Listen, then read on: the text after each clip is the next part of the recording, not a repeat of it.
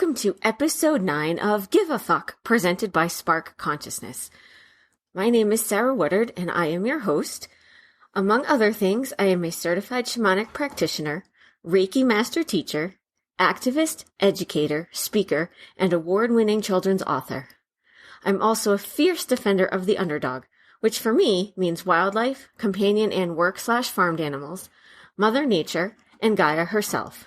I care deeply about my fellow human animals and believe that when we learn to live in harmony with nature, we also learn to live in harmony with ourselves and each other.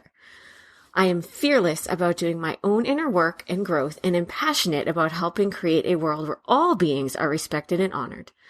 I have a deep connection to Gaia and feel particularly connected in the presence of the beautiful Colorado Front Range. When I'm not busy working to present information about living in harmony with Mother Nature, I share my time with 3 wonderful cats, enjoy bird watching, and experiencing all the outdoors has to offer. My life journey to this point has been filled with twists, turns, and changes, as has everyone's. For me, the constants from birth to now are a strong connection to Gaia, a deep-seated need to serve and help create a more compassionate and healthy world, and a love of both learning and sharing my knowledge. Those lifelong constants are what brought me to this point. All of the knowledge I've acquired in the process of learning to live my life in harmony, as well as new information I come across, are the inspiration for and knowledge bombs presented in this podcast. Through connection to nature, I help young millennial women, and that's women with an X, and others feeling lost, expand their knowledge, feel connected to the world around them, and live with greater compassion. The purpose of this show is to present new information and or old information in a new way to help you see connections and live in harmony. The name kind of says it all here, folks. Sometimes I also share other resources as I love to help you continue learning. And just a quick reminder, the spelling of give a fuck is F***K.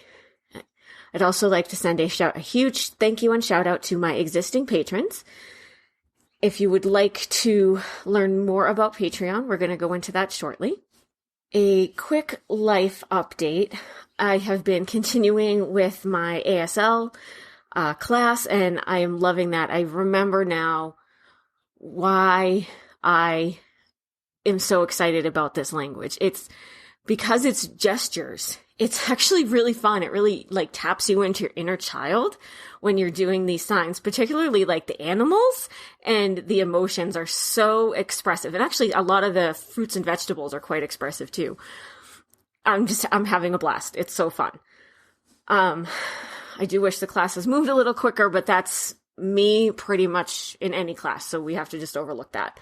Oh, and I have been going on some great walks /52 hike challenge hikes, connected with that same friend I mentioned last week who I had lunch with and had those great questions.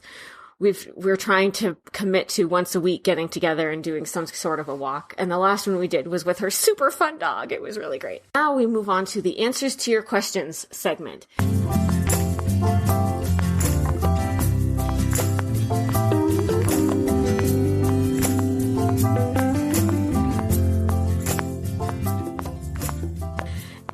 Now, at this point in the show is where Patreon subscribers have the opportunity to submit a question for me to answer.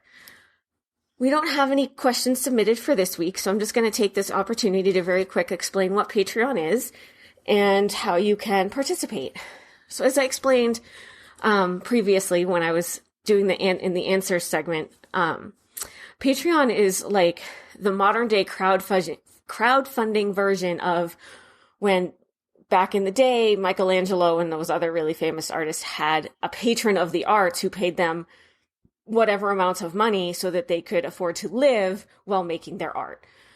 Patreon is that, but it's crowdsourced, so it's small dollars from a lot of people that help support this. So the way that my Patreon is set up, because every person can set up Patreon to look basically however they want.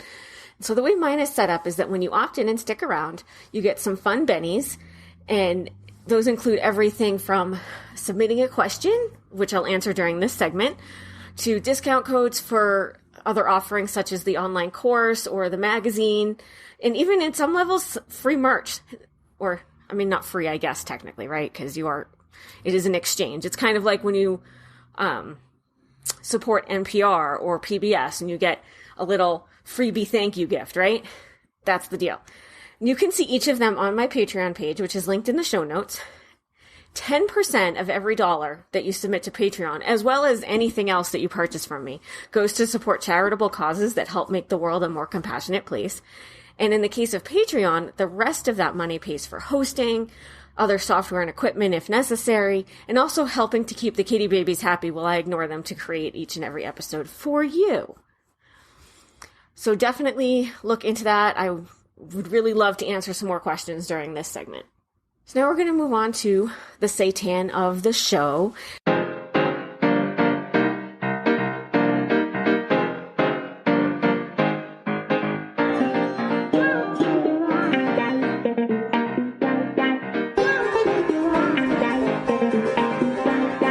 And this week, I am going to talk to you about how to find wheelchair accessible hiking trails near you in any city, wherever you may happen to be. So you might be thinking, wheelchair accessible hiking trails, how is that even a thing? And I get it. And in the past, you'd have been right. But fortunately, a lot more places are starting to recognize the value of being out in nature.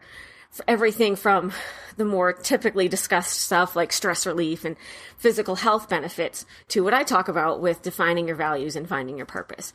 And so because of that, a lot more places are putting an effort to making at least some trails wheelchair accessible. Now, I freely admit I am not a wheelchair user, at least not yet, but I do have friends who are, and I also pay attention to this because as someone who lives with fibromyalgia, depending on the day, sometimes a wheelchair accessible trail is just easier for my body. So what the heck even is a wheelchair accessible trail? How do you know? So there's kind of three main elements that I think you need to look at when you're trying to determine if this is a wheelchair accessible trail. Bearing in mind that a lot of this is also going to be dependent on your specific wheelchair, the tires, the size, etc. And we'll talk about that a little bit. So the first thing is the parking lot. Now, most trails have some sort of a parking area, but they may or may not have defined wheelchair accessible parking spaces. In some cases, the trail parking is really far from the trailhead or it's on the road. It's either really small, so you might not have enough space for like a wheelchair van to do, the lift and all of that stuff. Or it's so big and spread out that it's like a hike all in of itself. Those are my least favorite, by the way. And a trail that is truly wheelchair accessible is going to have parking that is also wheelchair accessible with the logo painted in the thing and enough space on the side for the van to do its stuff. But if you don't need that, that may be less of a factor for you. And then the next thing to look at is the physical aspects of the trail itself. Clearly, it needs to be wide enough for you to move your chair. And again, some chairs are like big and beefy and some are barely wider than your body. So the width of the trail, it does matter, but it's going to be somewhat dependent on your chair. But there needs to be enough room for your chair and for people to get past you, either because they want to go around you or because they're coming the other direction and need to get by you. It will also be fairly flat. I mean, there may be a little elevation gain, a little bit of a hill, but it needs to be fairly flat. And it also needs to be constructed of materials that your chair can easily drive over. Could be concrete, could be stone, could be planks, could be dirt, right? Again, your tires are going to play a role in this. And there obviously needs to be no obstacles like fallen trees or big branches or whatever that block the trail. That's a problem even for me if I'm walking. I don't necessarily want to climb over those things. And then the third thing is a rest area. So if a trail is calling out benches, you're probably not going to pull yourself out of your chair to sit on a bench, although maybe you will. But more what that means is there's going to be a place where you can probably pull over to the side and rest if you need to or want to. And it's also probably going to have a pretty nice view because usually those benches are put into place because there's a nice view there for people to sit and look at while they rest. So those are kind of the three main factors involved in a wheelchair accessible trail.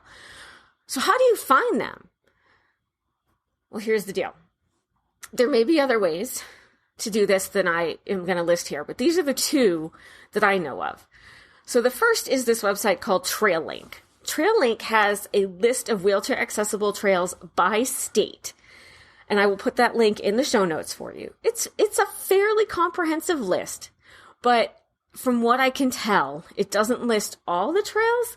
So depending on your mobility level, your type of wheelchair, and any other specific needs, there may be additional trails that are suitable for your wheelchair in your area that are not captured on their list.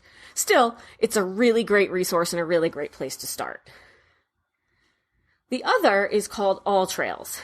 Their website, their app, again, is fairly comprehensive. Bear in mind, I believe with both of them that the creator of the trail or the organization that maintains the trail needs to submit it so that it is listed there. But it's still fairly comprehensive.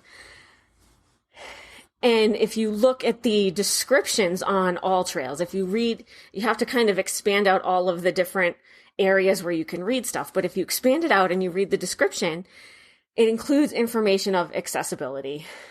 I will link to both All Trails and a description that talks about it in the show notes. But you can see from the description in the show notes, it talks about things like wheelchairs, the slope, the materials, etc. So both TrailLink and All Trails have apps for Android and iPhone platforms, which is amazing because you can do the research from anywhere, but also you can take it with you. So I'm not sure how TrailLink works because I haven't used it, but with All Trails, you can actually, when you've picked out the trail you want, you can just push directions and it bounces you over to your map application and gives you directions to the parking area, at least pretty close. And it's pretty amazing, at least for someone like me who gets lost at the drop of a hat. And then I believe both of them do this where when you're on the trail, you can actually pull up the map and it shows in real time where you are on the trail. So it helps you if you're like me and you get lost at, like I said, at the drop of a hat. And if you get to an intersection and you're like, I don't know, left, right, straight, I don't know where I'm supposed to go, that's super helpful. And I will sometimes literally walk a few steps and go, nope, that's not the right direction. Oh, there we go. That's the right way. So that's very helpful to have that like live time while you're on their trail for that reason. But it's also great because if you're starting to get tired, you can see how much you've got left and you can make a decision. Do I want to turn around? Oh, if I do that, I'm actually already more than halfway. So I'll just keep going. So that's really helpful too. So I encourage you to check those out. Even if you're not looking for wheelchair accessible trails, I encourage you to check those out. But definitely if finding a wheelchair accessible trail is important to you, I highly encourage you to check those out. And please do let me know how your adventures go. I definitely want to hear about it. With that said, I'm going to segue now into the wrap up and housekeeping. One of the ways you can share those experiences of hiking or hiking on a wheelchair accessible hiking trail is in my upcoming digital magazine. So each month has a theme and it's all user-generated content. So I want to hear from you. We all have our own inner wisdom. We all have our own experiences that have shaped us. I want to hear yours. I want to highlight yours and give you a platform to help share your story so that others can learn from what you've already been through.